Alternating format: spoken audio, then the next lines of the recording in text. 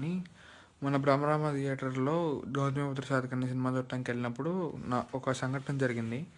దానికి web media, social media వాళ్ళు కొంతమంది వ్యక్తులు దాన్ని యాంటీగా చూపిస్తున్నారు.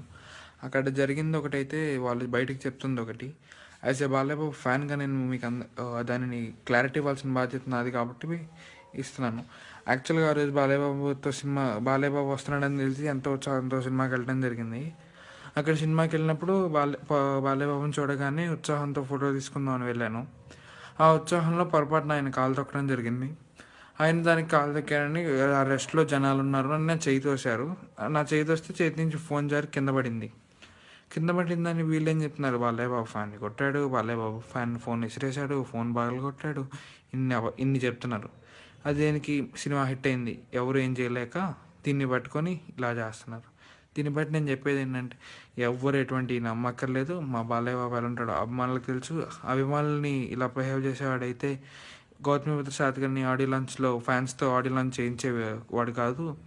ఇలాంటివి చేయటం వల్ల బాలయ్యబాబుని వాళ్ళు ఏదో చేస్తాం అనుకుంటారు, కానీ బాలయ్యబాబు ఏం చేయరు. బాలయ్యబాబు అభిమానులే శ్రీరామ రక్ష. అదే రోజు ఇంకో విశేషం ఏంటంటే, అదే రోజు ఆయనతో ఇంకో షోకి వెళ్ళటం జరిగింది. అప్పుడు అదే ఆయన ఆ రోజు ఫోటో వేయటం జరిగింది.